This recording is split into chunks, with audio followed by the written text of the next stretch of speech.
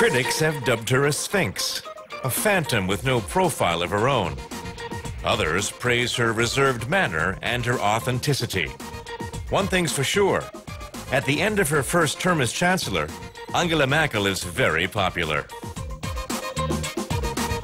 Her style of government is very calm. You could almost say presidential. It's also aimed at achieving balance, since she's constantly having to bind the Conservatives and the Social Democrats in her coalition together.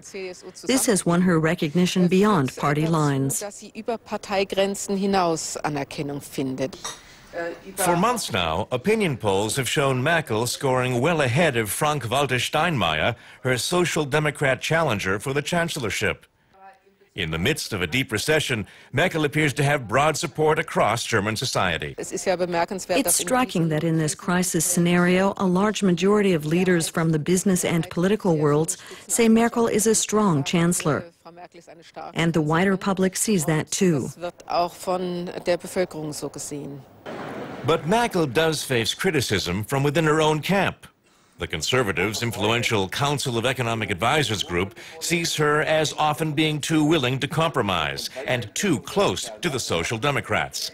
Entrepreneurs are polite but somewhat skeptical. I think she can think and act with strategic vision. You can see that in her work. I think she is competent when it comes to economic policy. I hope she will continue to represent the social market economy well, work towards those policy goals, and represent the interests of the Council of Economic Advisors. She can rely on our advice and has our full support. Merkel is hoping to boost support in her party's business-oriented wing, with the prospect of tax cuts after the election. And in speeches, she's focused on the way out of the crisis.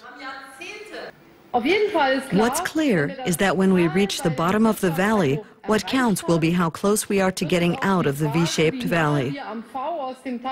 Or to put it another way, how long is this bathtub we'll be trying to get out of? Is it just a little tub or a big tub for men with longer legs? The answer to this question will determine the shape Germany's in after the crisis.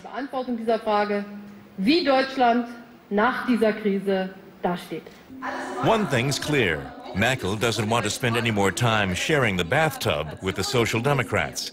She would like to see the end of the coalition government with the SPD and to form an alliance with the FDP party with Guido Westerwelle.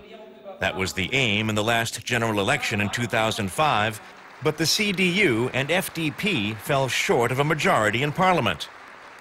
This year presents challenges too.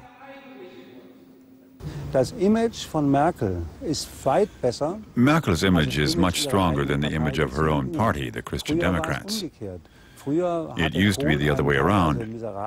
When Helmut Kohl was Chancellor, he often projected a terrible image, and the party did much better.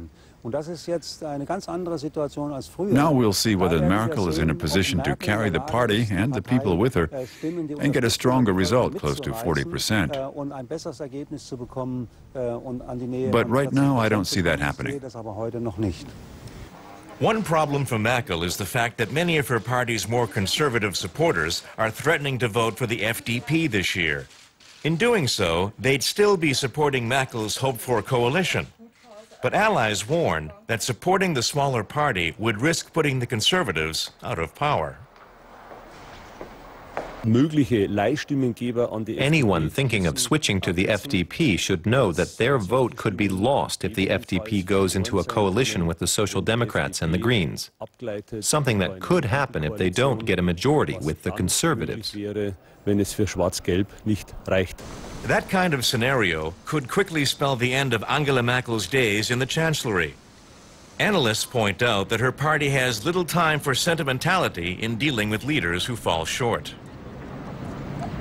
If, contrary to expectations, she fails to win the chancellorship, there'd be somebody new at the helm very soon. Now the pressure's on Angela Merkel to prove she can turn her popularity into votes. Most agree she's passed the test as chancellor. The ballot box could be the next challenge.